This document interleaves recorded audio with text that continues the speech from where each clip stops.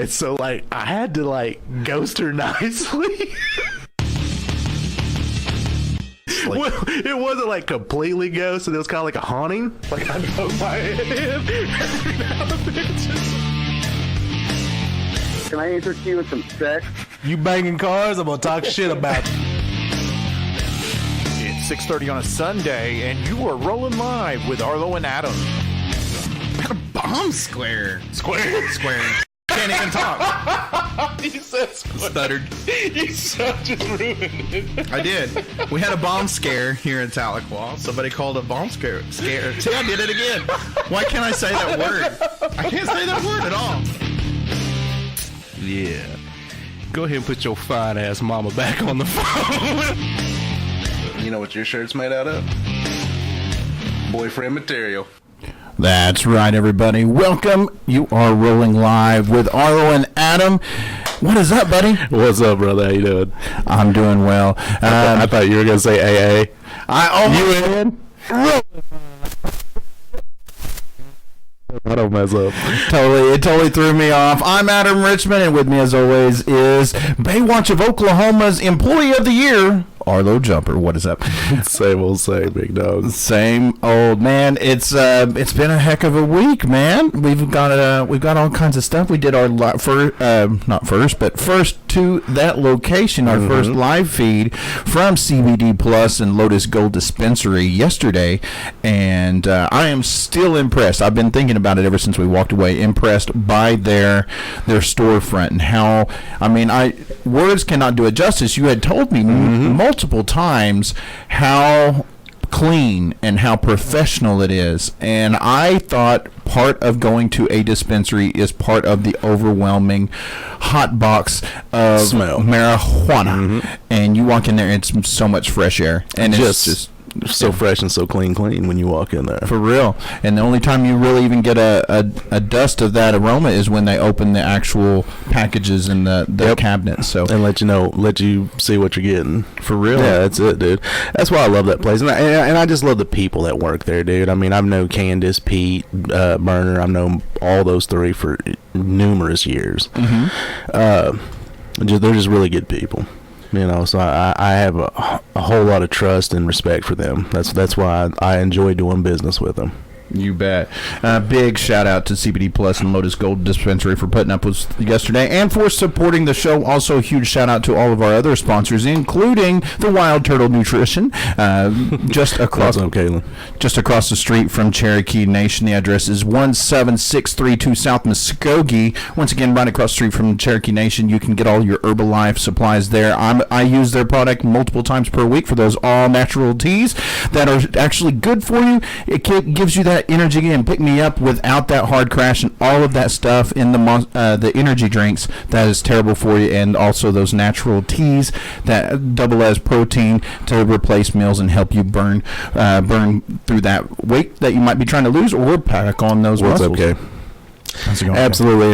And again, local folk. Exactly. At Wild Turtle. That's the biggest thing I want to stress every time I talk about it. Anytime I give them a shout out is that they're locally owned, locally from Tahlequah High School graduates, hometown people. That's why I love supporting hometown businesses. So if you want to support Tahlequah, go down there and support them. They're local and just homegrown from here. You bet. Now, we do also support our neighbors, and one of those great neighbors will be the Electric Cowboy down in Fort Smith. They've got a pool party coming up this Friday. This Friday, baby. We're there. Man, we are there like Ric Flair. We're going to be out there, Adam. Especially when we see all those girls in the bikinis, because that's right, there is a bikini contest. It's a pool party. So, absolutely. So any lady out there wanting to enter this contest, I don't know what the prize is yet. As soon as I get the message, it will be on our Facebook page, and we will share it to our pages also, just our personal pages. So you'll know what the prize is when we do. I'm not sure what it's going to be yet. Also, biggest thing about that night is our Frio beer will also be in the house.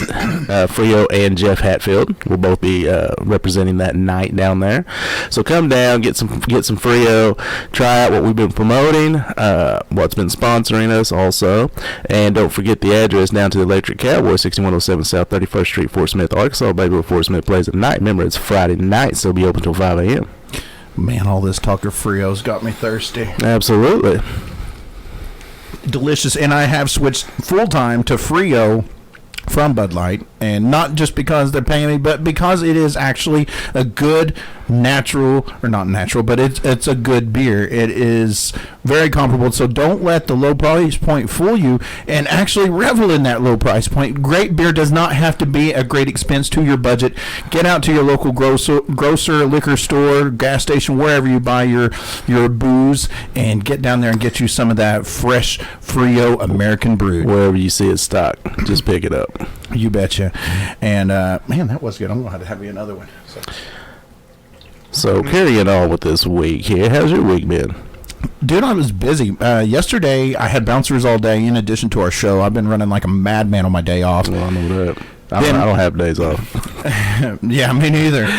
Was in an attic all last weekend, and then on the road. It's just been a hellacious week for me. Good problems to have. I'm making money. Today was my my honeydew day, so I had to get out and mow the yard, laundry, dishes, and all that stuff. So, man, I haven't had a second to rest. But like I said, good problems to have. Absolutely. I also want to give a shout out to Larry Love and Lightning Lonnie Smith. They're putting on the LLU Celebrity Health and Fitness Expo in Muskogee, Oklahoma, October 4th, 5th, and 6th. I will be there representing live with Arlow and Adam, and sitting ringside from FightBookMMA.com. I'll be representing both there at that time.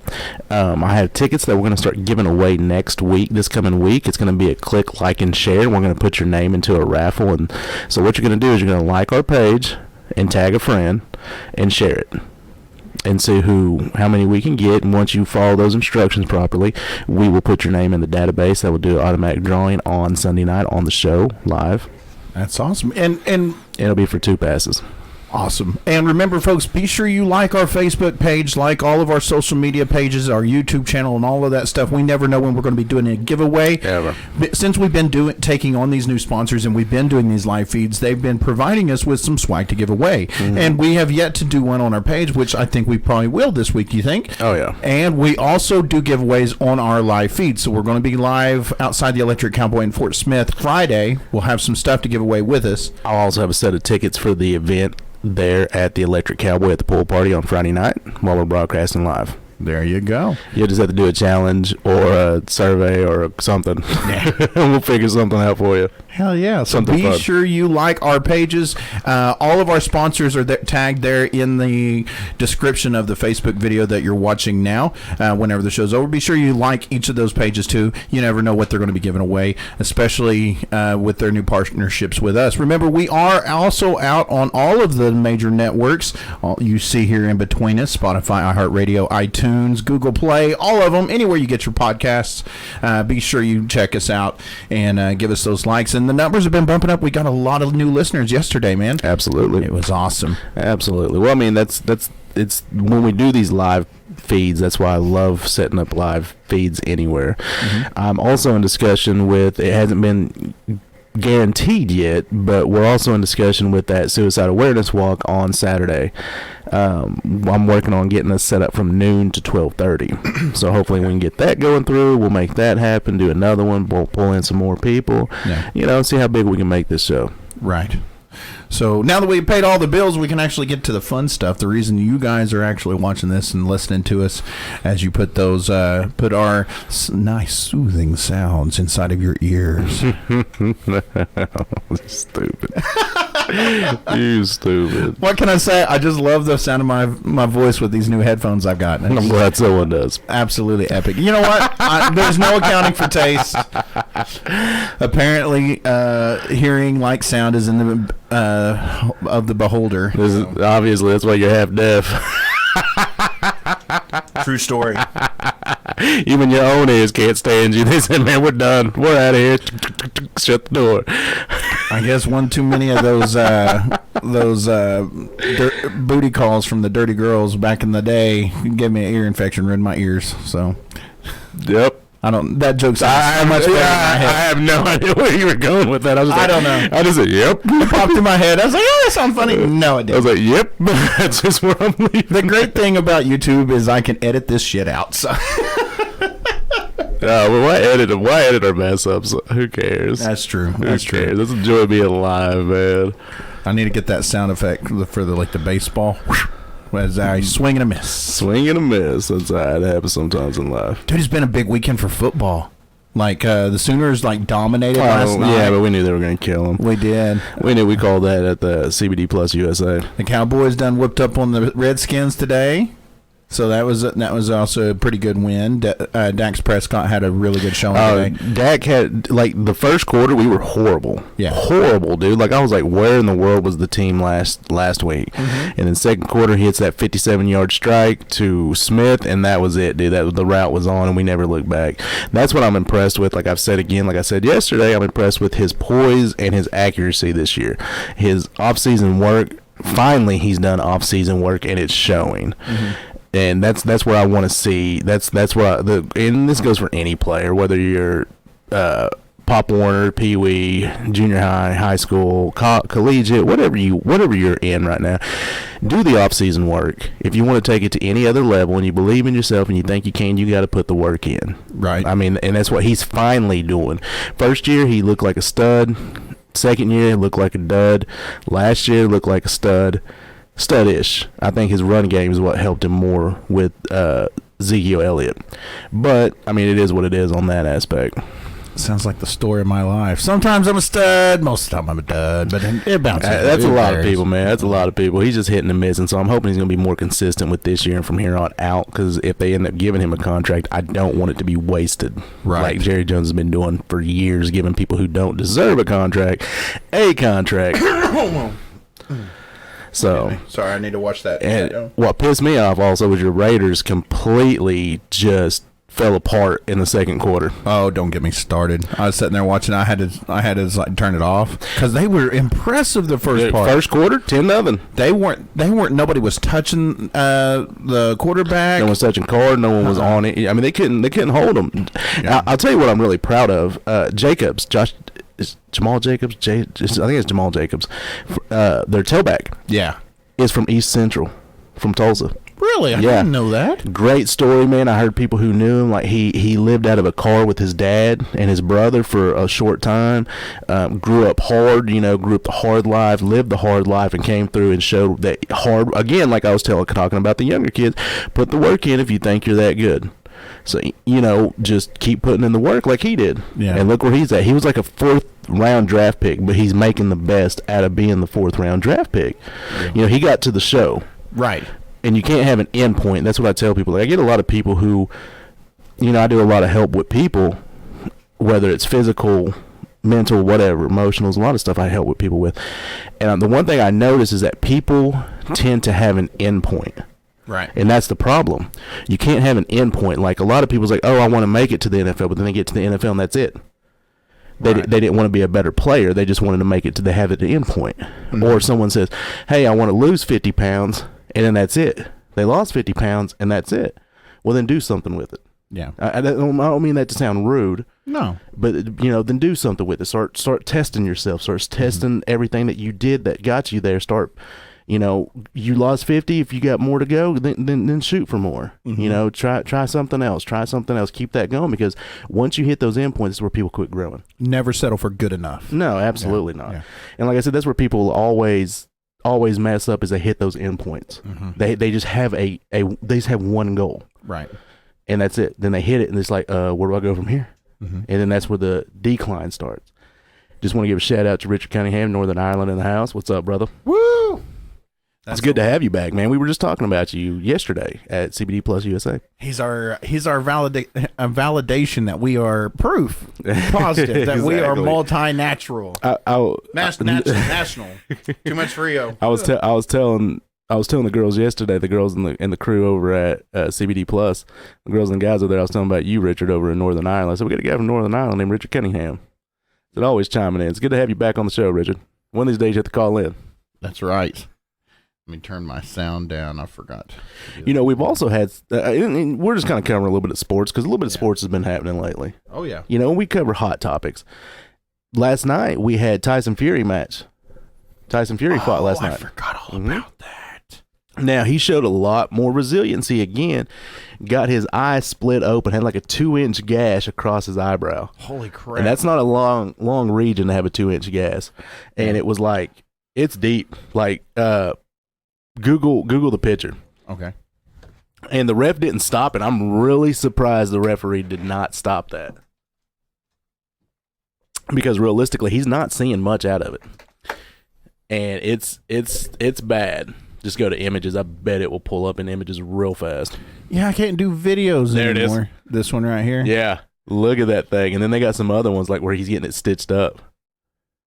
See if it'll let me go full screen. Yeah, dude, no, it's rough on that eye. It wasn't exactly bleeding into it, as you can see. Right. It's bleeding around it, which is a plus for him. Let me throw this up on the big screen for the folks at home. But on the plus side for him, like he withstood that storm. You could tell he hit a panic mode when that eye busted open because you know it's bad. You feel it. You're in there. Right. You seen him react to like, oh, he hit the oh shit mode. Jeez. You know, and had to stand up and really fight. Usually he's flashy, flamboyant, moves around a lot. Only problem I see is that kind of gash like that. In what people don't notice is if we had there's another picture I have on my phone that actually shows where he's in the backstage about to get it stitched up. There's 3 separate cuts on it. There's this one that's on the brow. Right below it, right here, there's another cut.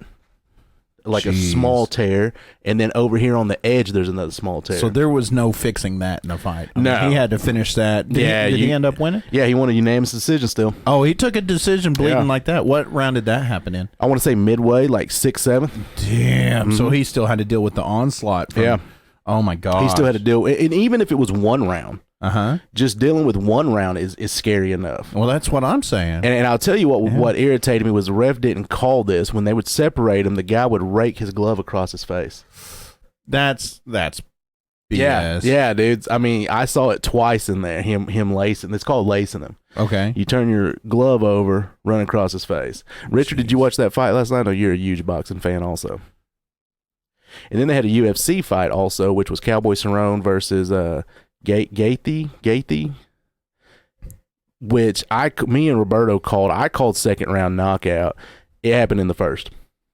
Oh wow! And for those who don't really follow UFC or like watching UFC, and you're just hearing our sports or fight segment right now, Cowboy Cerrone has fought like 5 times in a year, and he fights in wars. And last night I saw a guy that fought 5 times in a year.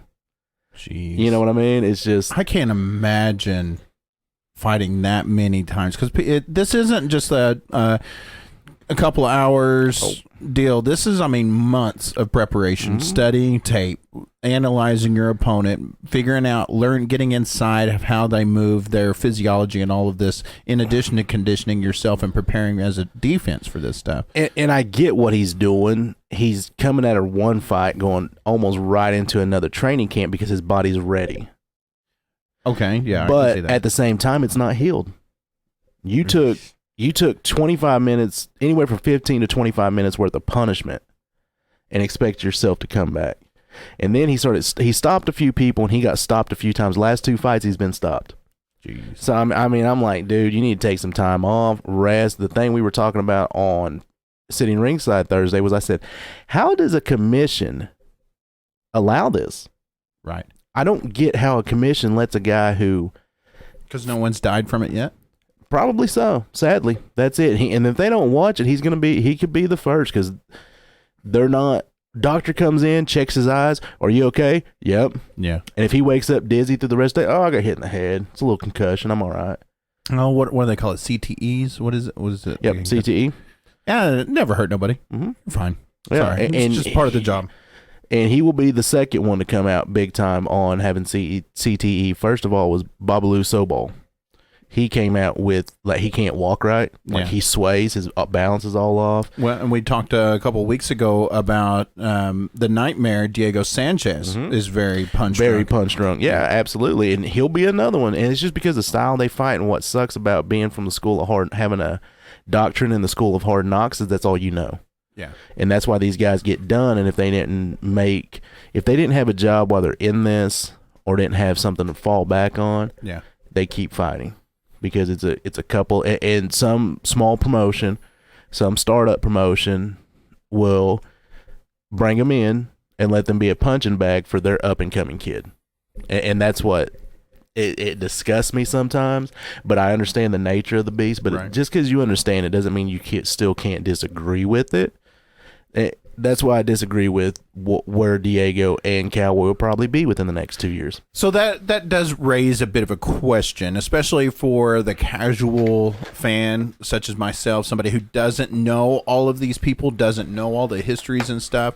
And I hear especially someone who has experience in the fight game, about the concussions and the long-term damage. Where is the line? Where is the line of where you have to say, okay, you've had enough fights, you need to walk away? Because to me, that seems like that would be just part of the job. That's something you assume. Go ahead. Technically, that's probably on the promoters or the company he's fighting for, or the fight doctors, his trainers. All those people are put in line also to protect the fighter from the fighter. However, when you have a guy that will put asses in seats, and you're working for just a specific company, and you got a guy that will put just asses in seats because of the way he fights, and your coaches, your trainers, if you have a promoter, someone who helps you get the fights, whatever, also know that. Yeah. Well, at the same time, they're also eating off you. You know what I mean? What you're doing, they're getting fed as well. Right. So if you're not doing anything, they're not eating either. What do you mean Seabiscuit can't run another race? He's fine. He's walking one more race. And then my mail ticket. And then what happens a lot of times in these is you get the guy he's not only he's getting paid, but then he pays someone who got him on here, like onto this card, his promoter per se. Or he's paying his trainers.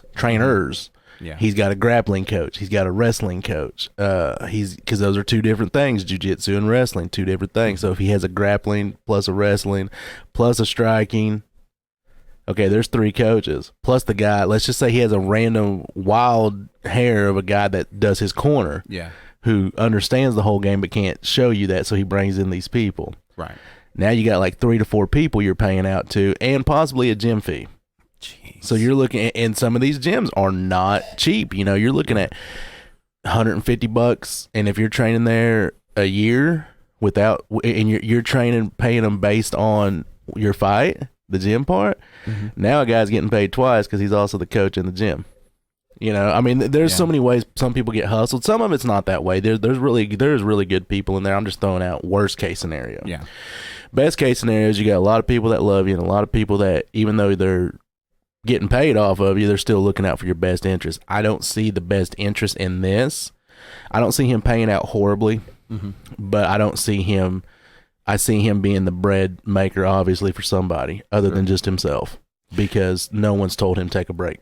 Yesterday we talked a lot about UFC and MMA growing past McGregor, and that his showmanship, his personality and stuff, it's no longer lending him credibility in the fight game. Do you think things like this, the CTE, also fight against it? Because you and I both made the argument that the UFC is becoming too much like WWE. Absolutely. And then this also makes it seem like it's also becoming a lot like the NFL, where all of your guys are just playing way past when they need to be playing. So to me, it seems like the UFC is burning the candle at both ends. And that's any athlete. Right. Most athlete pending catastrophic injury, or just making it super well off where you're like, okay, I'm comfortable and I have the right people around me that say, hey, dude, you don't need to work anymore. unless you're just chasing greatness, like some do. But other than that, every athlete, every fighter think they got one more in them. Sure. Whether it's one more fight, one more season, because there's something you feel you didn't do. Even if you walk off and say, like Tom Brady. Tom Brady walked off today and says, I have no regrets. I'll walk off today and there's nothing left to prove. He still feels deep down there's something left to prove. Man, I'm 44 years old. I know I can play with these kids. Well, I got to show these kids that, and that there it is. I got something to prove. Okay, now I got something to play for. Now I got something that's going to wake me up at 6 a.m. in the off season.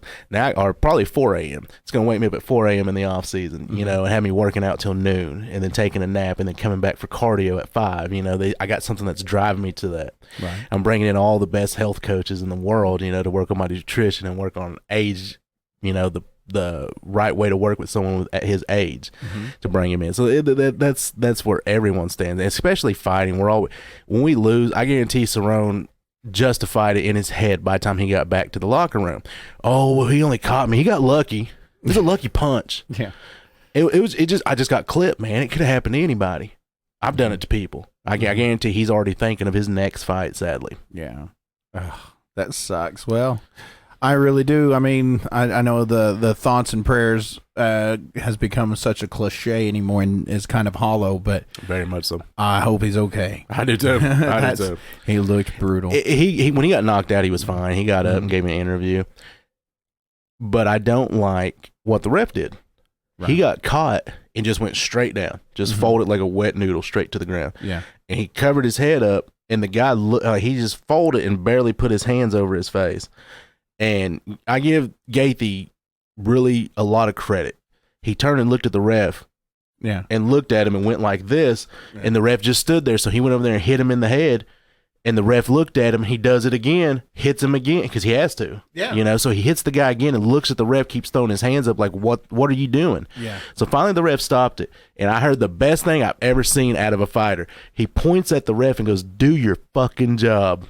That's awesome. Yeah, and I was like, that's true, man. There's no need for him to sit there and keep taking punishment when he's done. Like, he wasn't even trying to grab a single leg. He just had, I don't know where I'm at. I know I'm in a fight. I'm putting my hands up. I got the fighter instinct to naturally cover back up. Right. That entire fight lasted 4 minutes and 18 seconds of one round. One round. And the rounds are what, 5? Yep. 5 minutes. So, I mean, 45 seconds doesn't sound like a lot, but you do that when somebody is someone's just thumping on your head. Like you said, you train killers, and when you are in that situation, like Rocky said, I didn't hear no bell.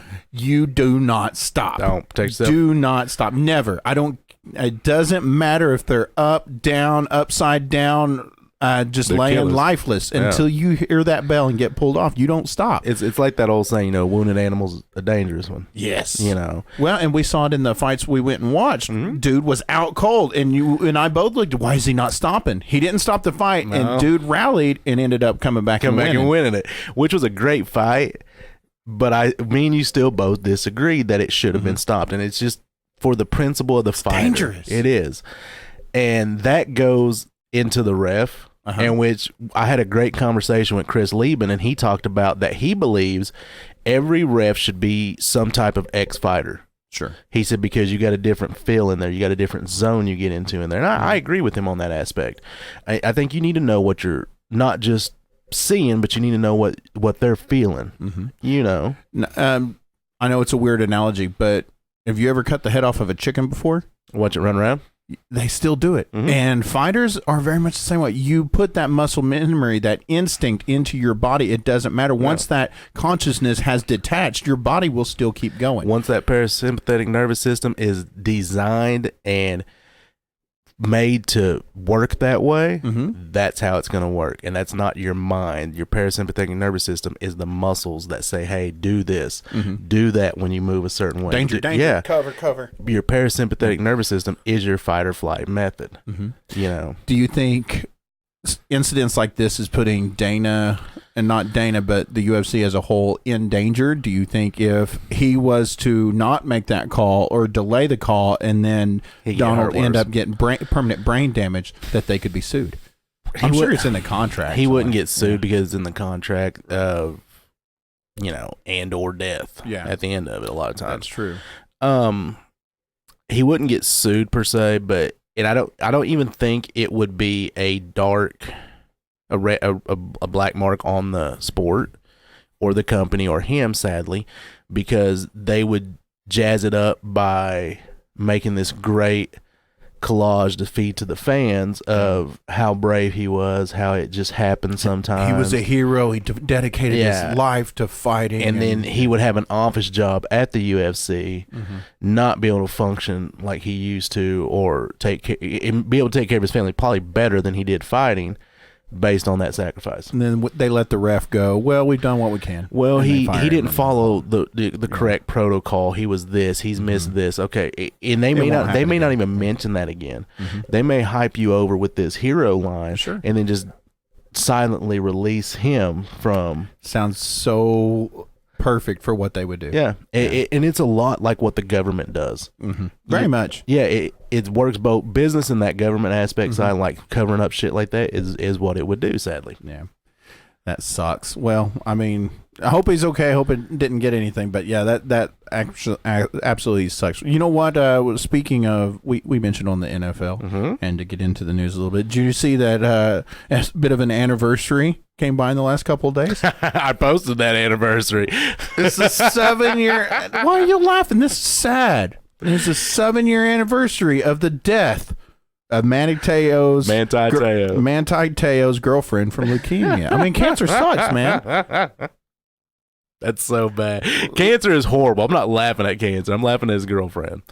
Do you remember the story? The fake girlfriend? Yes, he had the fake girlfriend and said he had a horrible game that game because his girlfriend had passed away like that week. Oh my gosh, I can't. And then they go into further investigation, people just being people, and check, and he has no girlfriend. And then he tries to make up this lame story about how he was catfished on the internet, and completely ruined this kid's career. And he could play. Teo could play. What team was he on? I forgot. Notre Dame. He was a Fighting Irish. He could play his ass off. Like, Manti could really ball.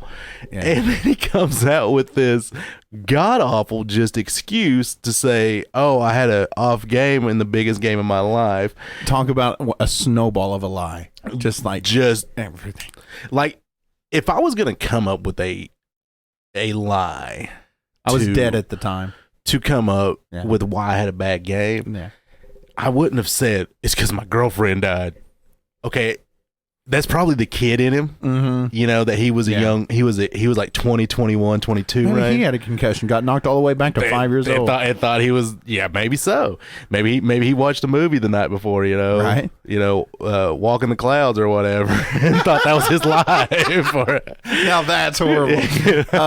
I don't know, but if I was going to come up with a lie, it would not have, to why I had a bad game. Yeah. I wouldn't come up with a lie. Just be like, look, I blew the game. I was off. It just happens sometimes. Sometimes you wake up on a fight day, on a game day, on a whatever day, on a work day. Yeah. And when you get there, no matter how hard you try to will it, it's not your way. Yeah. Everything, you can be doing everything right, but everything around you keeps going wrong. And so all you got to do is fight through those days. Well, and he didn't. He made a lie. Like I said, if I was going to make a lie up for it, if I was ever going to make a lie up for anything that I just absolutely sucked on, I would just be like, look, I was sick. Yeah, that's what I was about to say. I ate some bad food. You hear that a lot. I had the flu. I had this. And then you can get some flu-like symptoms. What's up, Berto? Let's go ahead and pass that question on to everybody. How about you guys in the comments? Chime in. Have you ever told a lie that just totally snowballed and backfired on you? And then you start digging yourself a deeper hole. It's all right. I'll just keep digging. I got to come out eventually, right? I guess I could take that off of the big screen there. But yeah, I mean, I'm a terrible liar. I am one of the world's worst at lying. I've told a few in my day. Here's the white thing. Lies I don't consider a lie. I mean, it's dishonesty. Here's the thing. I don't think anybody is. I'm a terrible liar. I don't believe that because at some point everyone's told one that was that someone's believed. So I'll sit here and say, I don't believe when people say, "Oh, I'm not a good liar." I just don't buy that. I just believe either you're honest or you're not. You're either gonna hold yourself accountable, Sure. or you're gonna try to make something else accountable. Do you know what think an honest person can lie? Absolutely. Good. I'm just glad that eliminated my next point. Go ahead. Yeah, no, absolutely. And the reason I say that is because at some point, everyone has. I don't care if you're honest. The most honest person in the world, I guarantee, where people call Abraham Lincoln Honest Abe, guarantee he lied somewhere. Sure. I'm sure Mary made some really god-awful food from time to time, or she put on some old dresses that just made her look terrible. And, Absolutely. I mean, that's why I say, well, some white lies aren't that bad. I mean, you know what I'm saying? You're sugarcoating the truth. A little bit of sugarcoating never hurt anybody. I don't call it a white lie. I don't call it sugarcoating because I still don't believe in a white lie. I will say let it down easy. You know, I can either be super harsh and crush you, or I can let you down and coach you, or whatever it is. Whether it's a situation, it's a person, it's anything. Right. You know, I don't have to just steal your soul to let something down. You know, so that's where I see, like, I don't buy either you lie. A lie is a lie. I don't care if it's a white lie, if it's a lie. Yeah. It's not the truth. Yeah. You know, so. Well, that depends on your definition then. So, I mean, anything that's not the truth is a lie. If you ask somebody. If someone asks you and you don't tell them, it is. That's why it's always such a hard conversation to have with somebody. Absolutely, all the time. It is, but it ain't. Yeah. And people's like, well, what do you mean? How come you do this? I already know what I'm about to get. Everybody asks me this. They're like, well, it's such. Not really. Tell the truth. Yeah. Arlow, do you like my shirt? It's all right. Yeah. It's okay, dude. Would I wear it? Probably. Yeah. Would I sport it everywhere? No. Right. It's honest. It's okay shirt. Yeah. It's not my 100% take. Arlow, do you like how I do this? Not really. I mean, I think you could do it better. Do you do it? Okay. Right. That's it. You know, I don't want. You're getting better. I don't. Just tell me it's either good or it's not. Yeah. You know what I mean? And that's where it's letting you down easy. Then we got to go to the polar opposite. The opposite, like what Manti. Oh God. I mean, excuses are the breeding ground of the world's worst lies. Every time. And that, you know, people like to say, "Oh, I don't have an." I mean, and I personally believe there is a difference between a reason and an excuse. And a lot of people say, "I don't want your excuses." No, there's no excuse. No excuse. Well, sometimes I feel compelled to give the reason I made a very dumb, irresponsible, or just the wrong decision. This was my thought process, and people like to say somebody's making excuses. But whenever you're dishonest about it, and like, well, why didn't you do your homework? Well, my grandma was in the hospital, and then your teacher, oh my gosh, I know your parents. Wait, you know my parents? And then sends a card, calls your mom. Oh, I heard about your mother. You know, that's a different story. You know, I mean, that's just outright dishonest, and that gets your ass in trouble, like it did with Manti, where he made excuses and it totally snowballed. Still waiting in the comments. I'd love to hear some stories of either some of the worst lies you've ever told. I like this conversation. Thank you. Like, I agree with the difference between a reason and an excuse, but I don't feel obliged to tell you either or. Like, I don't feel like I'm obliged to tell you a reason because I'm going to fix it. Right. You just tell me once I didn't do it right. Here's how you do it, because that's how I want from you. I don't need a reason why you did it wrong. You just did it wrong. Yeah. Do it this way and we'll correct it. No big deal. You know, because the time frame that it's taken for someone to explain the reasoning is time frame that could be working on it. Yeah, that's just me. And that's from boxing. I used to be the same way. I'd always be like, hey, coach. He's like, I don't care. Just fix it. He's like, and then when I thought he was being a dick, but he wasn't. And then he sat me down afterwards and he goes, look, man, he goes, the reason I say that is because, Arlo, I'm not your junior high counselor. Right. I don't need a reasoning. Let's just fix the problem. If you know it's wrong, then fix the problem. And I was like, okay. I think the world would have a lot less deceit if people would just take it as brass tacks and just like black or white.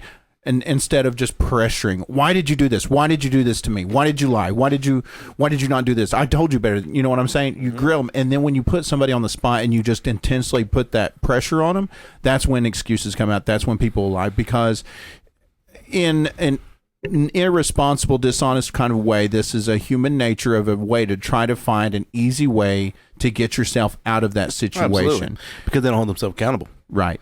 People don't hold accountability anymore. Mm-hmm. And not to segue into anything else, but I've been watching a lot of documentaries, as I was saying, and they have thrown out a lot of police tactics how they do interrogations and stuff, because they grill, like, especially with minors and people of a weak mental. You can make them say fortitude. whatever you want. Yeah. You grill them and grill them and grill them until they. What happened couldn't be farther from what they care about. They are living in the now. All right, what do you want to hear? Because anytime you tell them the truth, no, we know that didn't happen. Tell me the truth. You know what I want to know. Tell me what happened. You and I both know, and you just then start steering the truth. And that's why I always tell people, wait till you're a lawyer. Yeah. Wait till you just plead the fifth. I wish I had the video queued up of the guys. Shut the fuck up. Yeah, those Italian dudes. Those dudes were straight gangster. But that's how I feel on that. And the thing about the reason and excuse, the scary part about that is it's a thin red line, and that's where people get it misconstrued. You know what I mean? Sure. Also, in other news, not to shift subjects, but now we're talking about a fake death, but a very real death. We lost a rock legend a couple of days ago. The man, the myth, the legend, Eddie Money, has passed away. He's dead at 70 years old from esophageal cancer. That he just announced a month ago. August 24th, he announced it less than a month ago, and it already, which it's one of those. It's selfish to want him here at that moment. It's just us wanting him here. He's ready to go, obviously. He's got one ticket to paradise. That's exactly what I said. I said he cashed in one ticket to paradise. And for all you old rock legends out there, y'all know this one. We'll see you in the lobby. Yeah. We'll see you in the lobby, Eddie. He had several. He had, I'd say, a half dozen. I made a list for my other show, and I forgot to carry it over here. But he had 2 tickets to paradise. And you said, see you in the lobby. Is that that a song of his? Nope. It's just a thing he said. It's a thing a lot of old rock guys will say. Oh, okay. If you hear, my buddy Josh Cohen advised this to me. We were talking about Eddie on Instagram to each other. Sure. And he said, if you get these old guys, he goes, you get a lot of these old rock stars. They'll say, he goes, Eddie always told me, I'll see you in the lobby, kid. Oh, and he goes, that's how he left it every time. And that just meant see you later. That was the rock way of saying goodbye. And just see you later. Like the movie Rockstar is that I got to take a piss. And that was code for I'm gone. Yeah. Have a nice life. Yeah, that was their way of saying see you later. He had some great hits. 2 tickets to paradise. Think I'm in love. Shaken. Take me home tonight. That was the one I was looking for. I want to go back. Walk on water. The Love in Your Eyes. Now, 2 Tickets to Paradise is the one that got him a Grammy nomination. Yep. Unfortunately, he didn't win, but he was huge in the 70s and 80s. But I mean, he was influential to a lot of people. Even Ace Frehley of Kiss marked him down as an inspiration to him personally. Nice. So, he passed away. He from esophageal cancer, stage 4. He had a hard life. He lived a hard life. He battled with alcohol abuse. He smoked like a freight train, and it just all piled up on him on the end. And you know, all those 2 big aspects for those years and years, that's probably what helped lead to that part on that. Axl Rose would be there anytime, I'm sure. Yep. One of the hardest partying rock stars there is. Because I thought there was something wrong with his voice for a while. Yeah. Do you remember that commercial? I was just about to say, man, we've been doing this shit too long. And he has that. Yeah. It was rough. It was. And I was like, what is wrong with his voice? I'm not sure if he's had it that long and he knew. And then when it hit stage 4, he's like, hey, I'm not going to be here long. I'd rather just let everybody know. And you don't just jump to stage 4. So he had been dealing with this for a while. Or he's had symptoms for a while. True story. And you smoke and drink that much, you just kind of write it all off. Oh, here. It's this. Yeah. It's this. Because that commercial wasn't, 3-4 years ago? If it was a Geico commercial, wasn't it? Yeah. And it did. He looked like he had a stroke, and he sounded like he'd been gargling glass. Yeah, like his voice was not anywhere in that song. I was like, is there something, like, he sounded like he had a stroke. Yeah. That was the tone he had. Like, not only did he look the part, and that was never anywhere. So that also begs the question, though. We talk a lot about these athletes finding past their prime. Eddie Money, and not to take anything away, a big bucket of win, as Kevin Smith says to Eddie Money. This man has a storied career. He inspired millions. But do you now? I was watching the Ranch the other day on Netflix. Oh, that's right. The new season came out. Something happens. I'm not going to give spoilers. Good, I'll give you a couple of weeks. Something happens. Anyway, they have that conversation that we were saying, that every couple that are together for a long time and in it for the long haul, as they say, has to have that conversation. What do you do whenever I'm at that point, where it's life or death? If I'm this way, if I'm that way, you got to pull the plug. I don't want to live like this. So at some point, to bring it full circle, do you not? I mean, whose responsibility is this? Their manager? Is it their agent or whoever, to let somebody know and be honest, like we were pointing out, man, it's time to hang up. It's you're not helping your image, you're not helping your career, you're actually doing more harm than good by keeping up the fight. We saw it with a lot of wrestlers who took it too far, football players who went past their prime, fighters that went past their prime, musicians that played themselves into a grave. I've always said I will never tell a person what they can and can't do, no matter what the age is, no matter what profession it is. I still hold that today. Now, I may think it. I won't say you should hang it up. Yeah. I would just say, what do you think? What do you think? Maybe play the performance in front. Do you feel like this is? Let's watch it. Yeah. Let's watch it together. Let's watch it. And I'm going to tell you my side, what I see. And you tell me what you see. Looking at it, if I was the agent, I would not have wanted to let that commercial air. It was not flattering. No, absolutely not. It was money. Sure. For him and them. And that's the sad part. Again, like I said yesterday about the college football thing, we live in a greedy society. Sure. So if someone can get a buck out of Eddie Money's name, who's his, representative, his promoter, his whatever, they're going to do it, sadly. Now, what I was getting to about people telling someone when's it time, I agree with how Angelo Dundee said it. This is where I stole that from Angelo Dundee years ago. Okay. Like when I was like 18, I watched this Ali documentary. Oh, okay. And he said it was in the 80s when Ali got hit with the Parkinson's. He said they knew they could see symptoms of something wrong with him. And he said, I'm not a man to sit here and tell you can't be a fighter that you've been all your life. He said, I wouldn't tell that to a fighter. He said, I wouldn't tell it to a like a football player, baseball, basketball, etc. He said, I wouldn't even tell it to a McDonald's worker. Right. I wouldn't tell him you can't flip burgers on because that's your livelihood. That's all you know. He said, but Ali always told me when he first came into the gym, he watched this guy and he goes, this guy was all shot up fighter. And he said, man, that guy needs to retire. And he goes, I looked at him, says who? He said, well, you can see he's punched out. He slurs when he talks too. And he goes, we were in a limo driving to take a flight. They were driving to the airport in a limo. And he goes, I looked over at Ali when he was talking to me and I said, your speech's starting to slur. He goes, and I winked at him. He said, and he started laughing. Because he remembered the conversation from years before when he said, well, who are we to tell him? Yeah. And he said, well, he has this, he has this, he has this. And he's like, okay. And he goes, when his time came, I said, well, your speech's starting to slur. That's all I said. And that was his way of saying, hey, kid, you need to think about. Look at yourself. Yeah, you need to start looking at other aspects of life or how you want to live life. When he told me that really just stuck with me. Right. And I absolutely loved how he said it and how he worded it. And that's what I try to do. I just try to, what people say, you always got to not remember, but kind of accountability again. When Ali said, hey, this guy needs to do that because of this. Yeah. Now he's showing all those signs. Let's look at the flip side.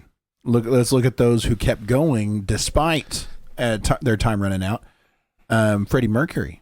He kept playing music well past contracting AIDS. Oh, yeah. And which at that time and still to a large extent is a death sentence. Oh, absolutely. And he put out some of his greatest music. His best performance was Live Aid. Yep. And Johnny Cash was the same way. He was old.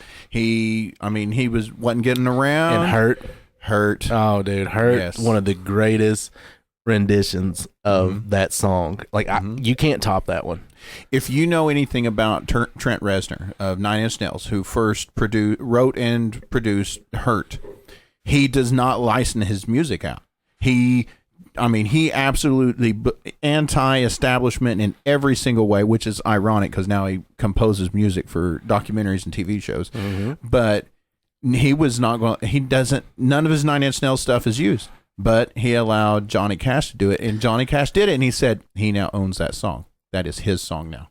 So there was a big catch-22 in that. Okay. With that. Sure. Oh, that Johnny Cash owns that song now? Oh, that's great, dude. I thought it was the other way around is what you were, the way it sounded. No. Oh, okay, so that's great. He supported it. Yeah. And so that speaks volumes about Cash. Of the kind of person, the caliber. Right. What I loved about Cash is, like I said, rendition of that is how the emotion, you could feel he lived that life he was preaching about. In a subtle, super subtle way. Very subtle, very subtle. And just a subtle but soothing and sad way. Like it'll make you feel almost every emotion you can feel. Like your grandfather telling you a story, and that story relates in every single way Every of your aspect. life. And it's totally unrelated, but the way they tell that story and the wisdom in their voice. And that's what I absolutely love that song. That's one of my favorites. Do you want to hear a fun personal story? Sure, we need to cheer it up around here. What's up? It's not super cheerful. Oh. It is a bit of name. Okay. It goes with that song. Okay. So when I was getting my hands taped, I would play Hurt. Oh, okay. Which version? His version? His version. Totally. Every time, dude. Every time it was time to tape the hands, I'd put that's the first song I start with. And I had like this giant build from a roller coaster. I'd start with Hurt, and then it was Dream On, In the Air Tonight. That was the first three every time. Then after that, it hit like Pantera, The Walk, something hard. I can see that. Because, I mean, the words in it. You know, I hurt myself today. I'm sitting out here. I'm getting ready. I mean, I'm hurting myself as much as I'm hurting these other people.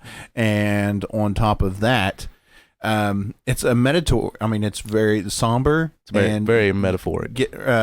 Meditational. It gets Absolutely. you very much in the Puts that zone. mind zone. And then, my question is, did they finish wrapping up right in the middle of In the Air Tonight so that you can get up? And No, I mean, it varies wherever it's at. Yeah. Because sometimes, because to tape your hands, dude, it takes a minute. It takes a while. That's why we start taping hands early. We tape hands quite a bit before the fight starts. This is a new name to me. Hootie Joe in the comments. Oh, Hootie. I know Hootie. Hootie's my buddy. Hootie says, those last two examples, I'm assuming referring to Cash and Freddie Mercury, are the exactly why you can't say that when someone's time is or isn't over. Oh, absolutely. So, like I said, that's why we I think don't. it just all depends. I just don't. I've never had it in me to pull someone's soul out from them. Yeah. Because if you've ever looked at someone and either witnessed someone being told you can't do that because you're not good enough, right? You just watch it break a human spirit. I'm kind of looking at it from the opposite way, as a friend telling another. Like if you walked in and we're going somewhere, and my hair, like you pointed out, I was rocking a do, and it was not very flattering for me. And you didn't say it looked stupid. You didn't look bad. It's like, I'm not feeling that one, and I appreciate it. And that's the level of honesty friends should have. So like if we were going somewhere and I'm doing something that is very embarrassing to myself, hurting my reputation and stuff, at some point, some friend should say something and say, I'm not telling you don't. I'm not telling you can't. I'm just saying you're acting in a way, or you might want to look at the way you're doing this, or if this is still beneficial to you. Like I said, that's why I still agree with what Angelo Dundee said. Sure. Yeah, the way he worked, and you can do that almost in every aspect of someone's career. You don't have to tell them no. Just be like, hey, I had to say that to myself when I was doing boxing. I was like, you can't move. Yeah. Why are you still in this? So, I know I had it in my head I could still compete too. Just like they knew they could sing. Also, like Cash changed the way he sung. Yeah. He went from he evolved it. Yeah, he did. He brought it down to because he had a stroke. He was post stroke when he made Hurt. He was post stroke when he made a lot of those old sounding outlaw sounds. But and then like Freddie was post AIDS, but his was more probably his along the lines with the AIDS situation, probably more like a physical cardiovascular like standpoint of how well he can maintain. But he still went out there and put on performances that were unreal. Did you ever go see Bohemian Rhapsody? No, I have not seen that yet. Oh my god, dude, you've got to see that movie. I need to. I really need to. I'm just so backed up on a lot of things. But yeah, I totally agree with you, Hootie. Like I said, that's why I don't. The reason I asked that is because I was watching wrestling. I know we always come back to wrestling. That's all right. I don't like wrestling. To see Ric Flair crawl in a ring, or Hogan and Undertaker. Undertaker was what made me think this. I'm like, you know what? And this is just a thought in my head. He needs to hang it up. He can't perform like he used to. He could do so much more in other ways and use the career he's built. Persona. Because as he's doing it now, he's actually not helping it. He's actually hurting it because he's getting there and he's taking away that lasting image of it. I didn't watch his last match, like with Reigns. Was it against Reigns or whatever he was? Well, he tagged with Reigns. Right. I didn't watch that last one. I watched the one with Goldberg. Yeah. I will say he put on a decent performance. It wasn't what he used to be, but I always tell people it may not be what I was, but it's the best I got. Yeah. And that's what you're always going to get, no matter what age. Like Toby Keith says, I'm not as good as I once was, but I was good once as I ever was. Goldberg messed that matchup. Sure. That was not Taker at all. Now, when I'll say when it's time for him to hang it up is when you can no longer run and jump over that top rope. That's true. Then once that happens, I won't say it, but he should say it to himself. Yeah. Once I can't run and go airborne over that top rope, then it's going to be. That's what defines him. Then it's going to be, boy, I guess. It's funny because that's how you find those moments, Like Bernard Hopkins, sadly, his last fight, he got knocked out and got knocked through the ropes and ended up in the front row.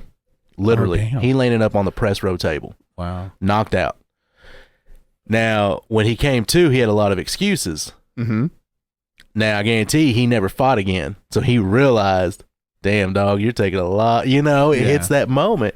But at the same time, his people told him, sure, hey, you sure didn't slip that one.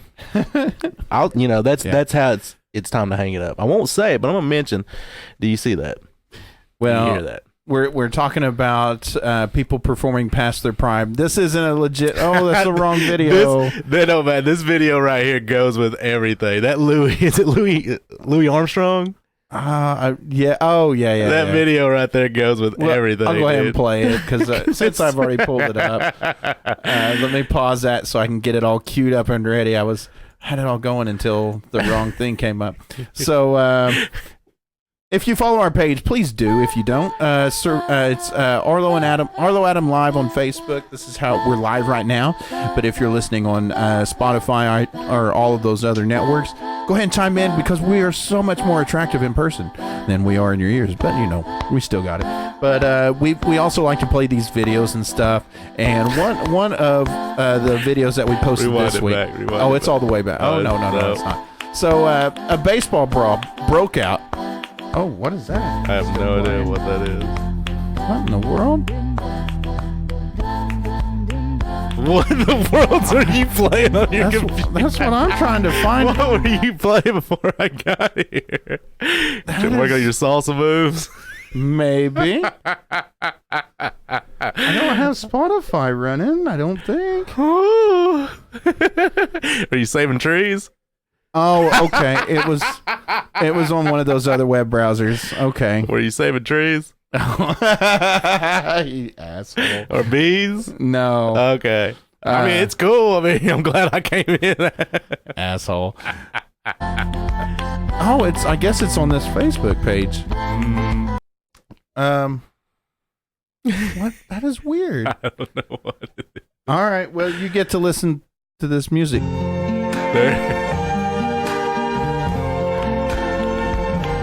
I see trees of green, red roses too. Now what? Here it is. is. No F's given. To myself, Nope, I'm not getting in that.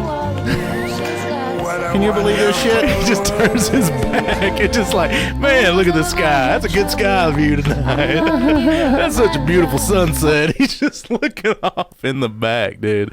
I love that. He's like, man, I ain't getting there. They don't pay me enough for this. I love it, man. I love that dude's attitude on that. I will say the pitcher was crazy for taking on a whole team. Oh my gosh, would you? Is this the one you were going to share? Yeah, this was what I was originally going to show. Hey, who knew he could beatbox like this? Don't ever tell anyone that they're past their prime, that they can't do anything they want to do. I mean, look at the Pope. He could have went to 8 Mile. Get it, Pope.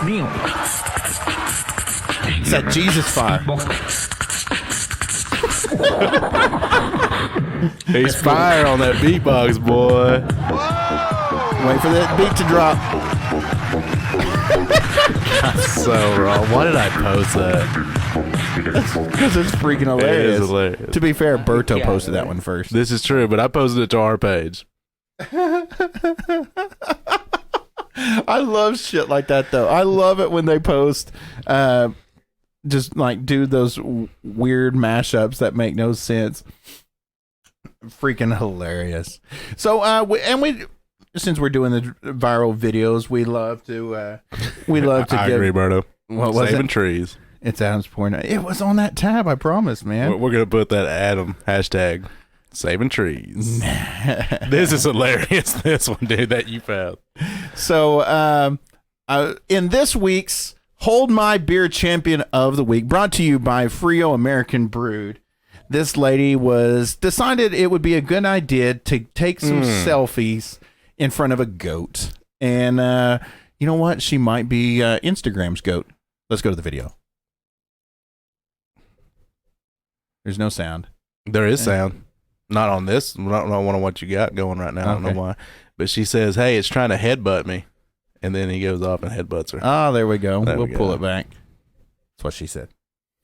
All right. There we go.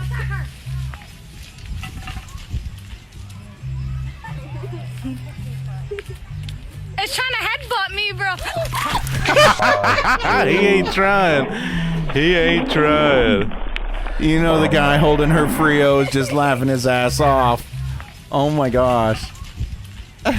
Well, especially because she looked okay. Yeah. Like, if it would have been, It's trying to headbutt me, bro. why would you?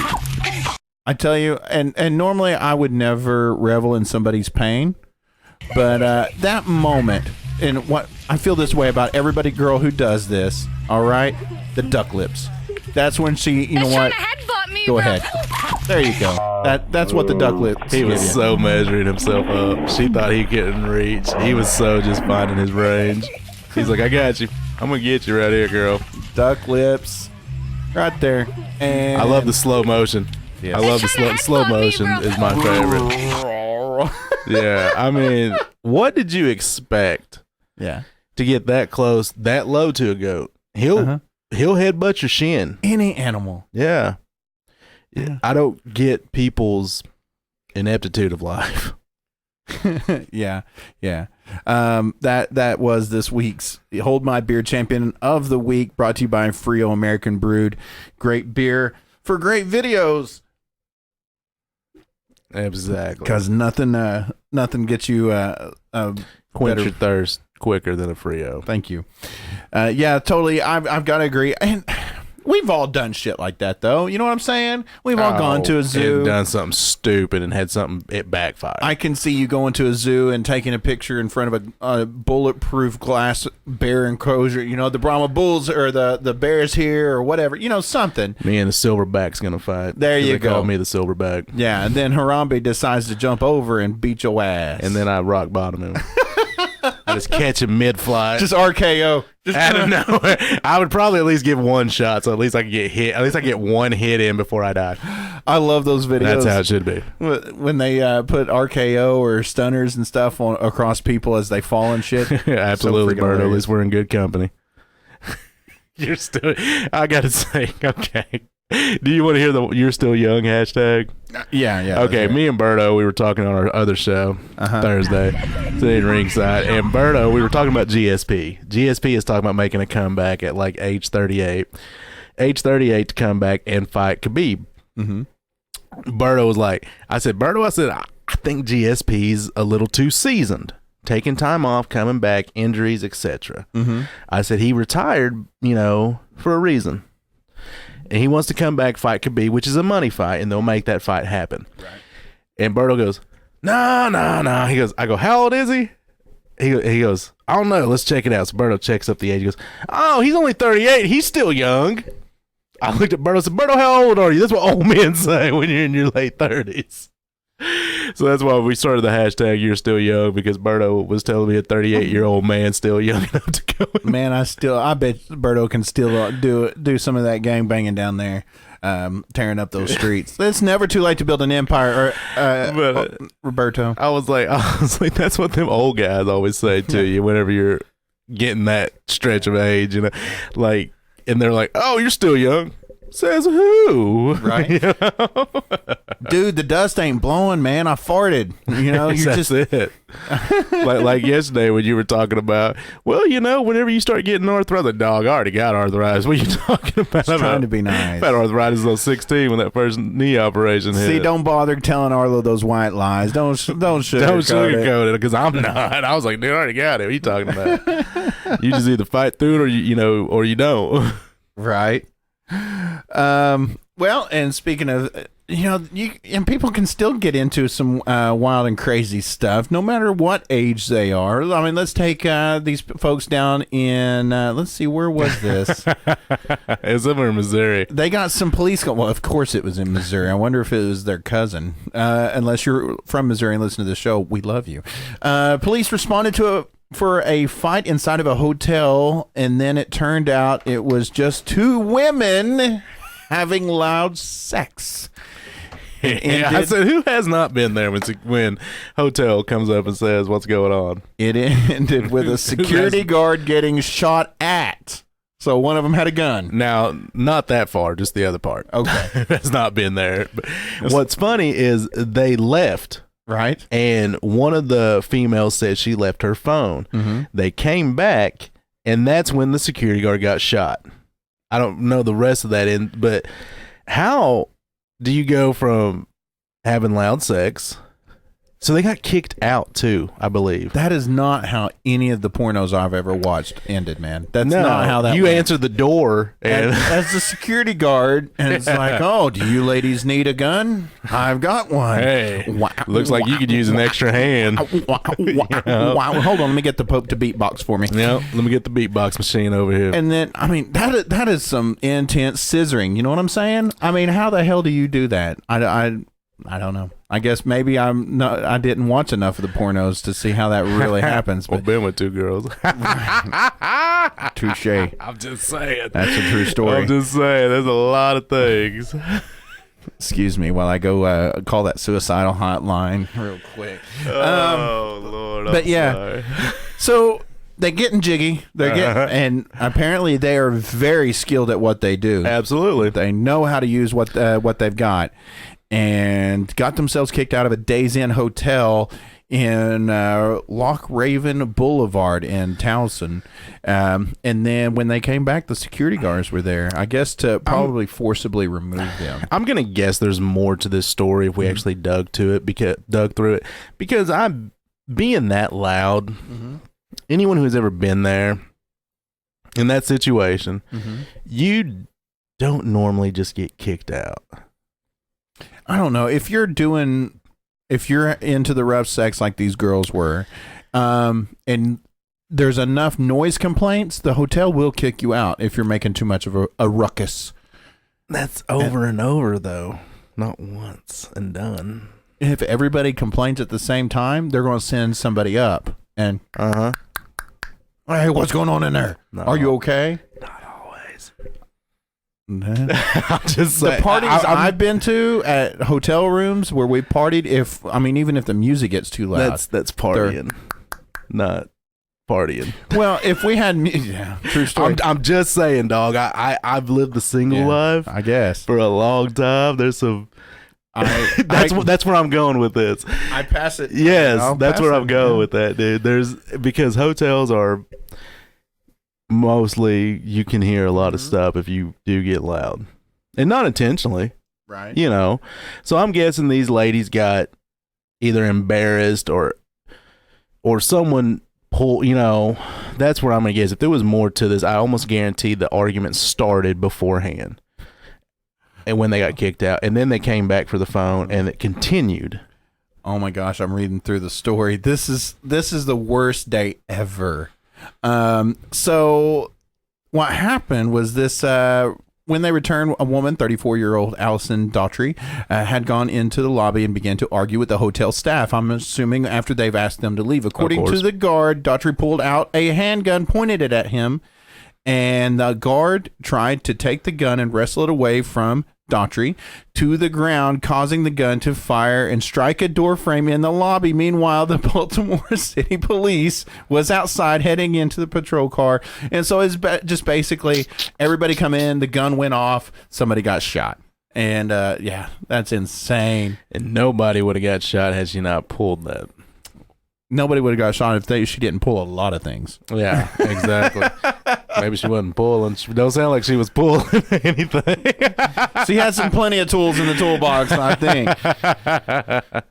Man, without costing us all of our sponsors, have you ever had complaints due to some adult activities? That's what we were going with. That's why I just didn't want to say it out loud. Oh, okay. That's why I was like, not always. And you did not catch any of that. You just went, no. I was like, I'm so vanilla, it hurts. I'm sorry. I could tell. I'm but I was vanilla like, extract, man. I'm like, well, not always. And you're like, oh no. Oh no. Oh God. No way. Oh, God. Oh no. And I was like, dude, catch the freaking drift here, dog. I thought you were just being argumentative and just countering a point. No. My bad. I didn't know you were because like, I wasn't arguing. I just kept saying, not always. Not always. I was like, I am not trying to just start a back and forth session here. I'm like, holy, yeah. good That's sir, funny. not always. So they didn't, when this happened, it didn't no one even, no one said a word. Because it's not Yeah. the first time this happened. Sure. You know, it'd be different if, and this has been, I've been to a lot of places, from nice hotels to Days Inns, With a lot of women. you know, and so this isn't their first rodeo for that. But what they do is you got to do a like in security code, Wellness check. you'll do a 90 check, 1090. Okay. That's checking the is it 1090? Maybe 1020. I don't know. Either way, you got to do the wellness check. Right. So even if you know what it is, you got to go check it. You know what I mean? Yeah. And I guarantee you those guys walking like, damn, we already know what this is. And then they answered, probably started something, took it disrespectful to, hey, can you keep it down? Yeah. Because I don't know if we don't know these women. We didn't talk to them. You don't know their side of the story. Maybe they just got caught up too much in that moment, and it kept escalating. And the then, sound. What happened down in the lobby? And then what happened in there? You're just, one bad thing had led to another. Because working security, I know how it is when people are having. I haven't had to deal with that because I work bar security, but I know what it's like to have people that are having a good time, and their good time is starting to spill over to other tables. That's annoying them. No. So I got to go over there and tell them, "Hey guys, I love that y'all are here having a great time, but can you tone it down for me?" Yeah, you're at a 10, take it down to 7. Exactly. Great. Yeah. Turn the shower on, something. Start trying to drown out some of that. Turn the TV up. Yeah. People don't want to hear that, and that goes, like I said, with what I did in the bars. So that's where I go with that. That it probably went to that extent, and then they got upset, feeling Plus, that I think embarrassment was a factor too. It is, but it ain't. I know some people that somebody says something and it embarrasses them, they totally overreact and totally make a scene, and then that scene perpetuates, escalates another keeps scene, growing and growing and growing. and then all of it was somebody said, "Hey, can you keep it down a little bit?" Berto says they could have used that Nerf gun that one guy invented. Oh my God, Berto! This is the second week in a row. We're going to talk about that before we end this show. All right, well, we are running low on time, so we do need to get that. Let me see if I can find that photo. I told Berto, Berto's been obsessed with this Nerf gun. I don't know why. I can just see Berto laughing in his garage While he's making one. while he's trying to build one. I mean, I can just see you looking at this thing, Berto. I mean, he's been dying for this Nerf gun reviews. It's like 2 weeks ago. He sent that to me. Okay, this is how important the Nerf gun is, and I apologize, Berto. This is how important that Nerf gun is to him. And that was on our page, right? Yes. Okay, I'm looking. Go ahead. This Nerf gun is so important to him that he sent this to me personally in a message. Facebook Messenger. I want to hear your opinions. He's like, dude, you need to talk about this on the show, like now. He's like, start a show right now. Call Adam. It's 2:00 on a Tuesday, but go and start one right now and talk about this. I was like, Berto, we can't do that. We're all at work. I'm sorry, buddy. But, I mean, he was going crazy, dude. Like, he wanted it now. He's like, if I was off, we would start sitting ringside just to talk to this. I was like, dude, chill. We're going to get to this, Berto. He was just pretending you were J.G. Wentworth. It's my Nerf, and I want it now. I want it now. I'm digging. But, yeah, so. It's going to be way back. not last week. Uh-huh.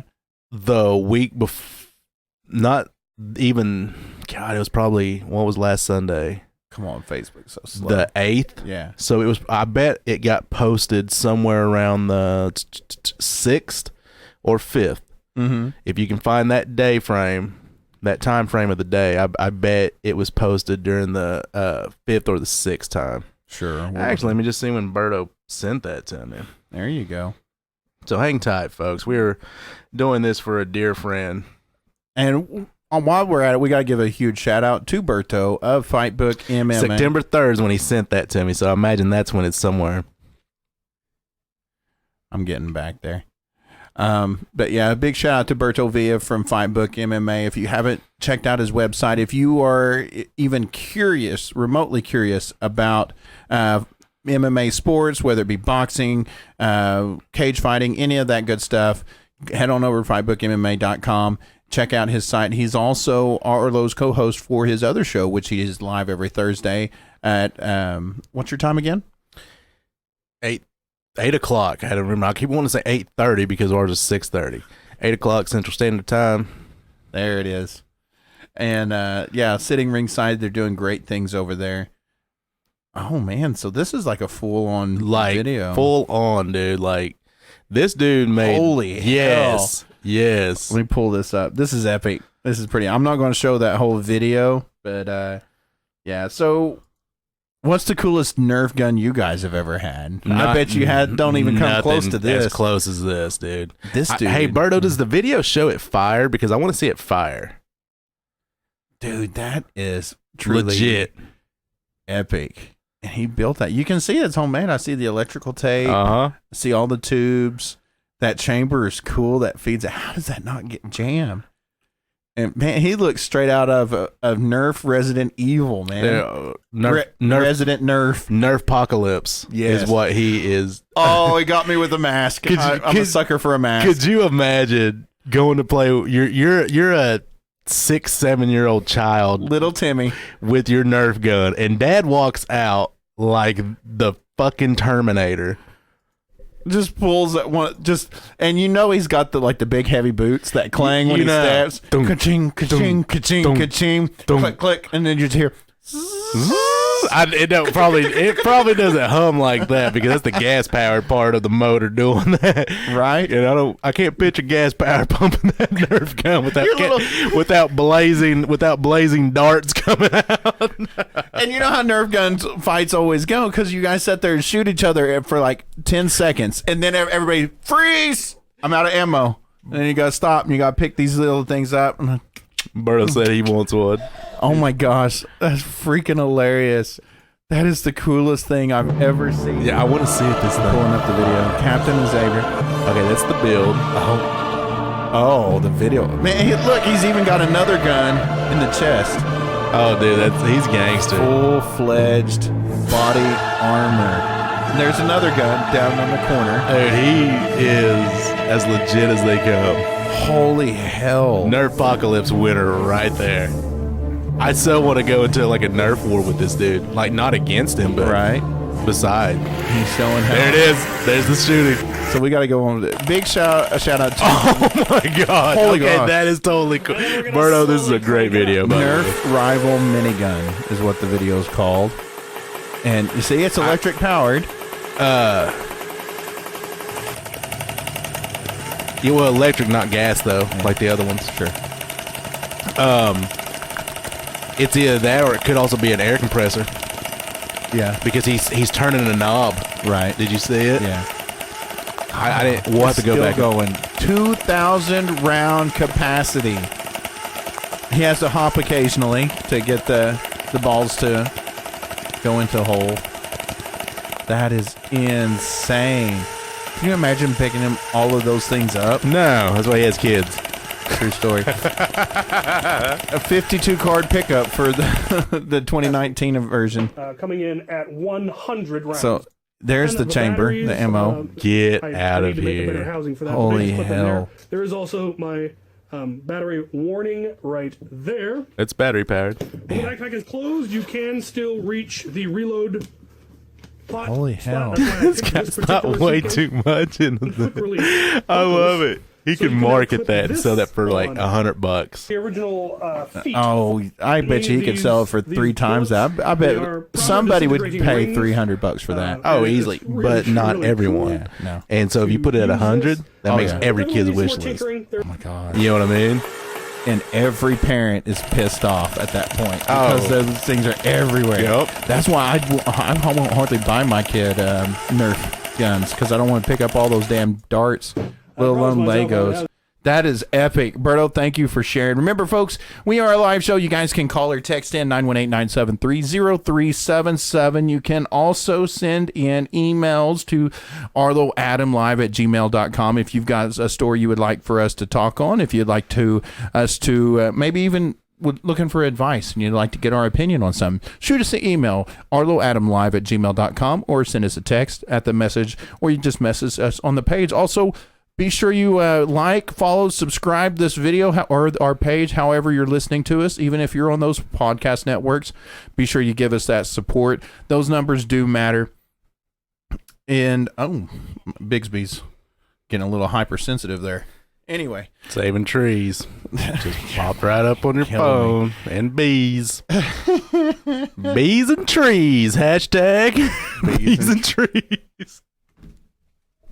That's a shirt right there. Dude, I'm going to make a killing on these shirts. Okay, Berto, Adam, whatever. We gotta figure out these shirts. Ghost or nicely, bees and trees. Bees and trees. But you got to do the live in the form of the Pornhub logo. And so just live hub, or live with Arlow and Adam. Bees and trees. Bees and trees. That's Dude. finally make some money off this lumber I got. Anyway, so we got so it is, we are winding down on time. Remember, guys, show love to our sponsors. They are tagged in this post. Electric Cowboy Club in Fort Smith, Frio American Brood, Wild Turtle Nutrition here in Tahlequah, as well as Tahlequah's #1 dispensary, and that would be CBD Plus and Lotus Gold. If you'd like to sponsor or support the show, you can shoot us an email, arlowadamlive@gmail.com. But as I do, go ahead. And don't forget those 2 great locations Two for great CBD locations. Plus. They're opening in Muskogee on Azalea Park Drive. Mm-hmm. I don't know the exact physical one, but it's on Azalea Park Drive, which I know that drive is not that long. Right. Because it's actually up by the park. Yeah. And if you want to know the local one here in Tahlequah, it's 3040 South Muskogee Avenue, Suite 106. You can also check out Arlo's other show, Sitting Ringside, live on Thursdays. You can also check my other show coming up live at 9 o'clock, Surviving Rocklahoma. But that does it for me. I'm Adam Richmond, and as always, I'm going to turn it over to my man Arlo here for some words to live by. I don't know. I'm just really fired up today just for emotions. I don't know what's going on here. So I'm just going to throw something good out here. So remember this. Remember when you're going through things in life. Remember this. You have to take great pleasure in the fact that no one wants to be where the fuck you are right now in that moment. Remember that. People's like, what do you mean by that? Nobody wants to be where you're at. Remember, take great pleasure in that because it brings out your passion. It builds up it brings out that dog in you. When you're in the worst environment, worst situation possible, and you hear people saying, oh, he's not going to come back. Oh, he's not going to be the same person. Oh, I wish this would end. And you're standing beside those kind of people and you feel that. Well, guess what? They feel you too. So that's called leadership. Be relentless, like we always do about this time. Keep living strong, keep training strong. Most importantly, baby, keep loving strong. Live with Arlo and Adam. Till next week, we are out.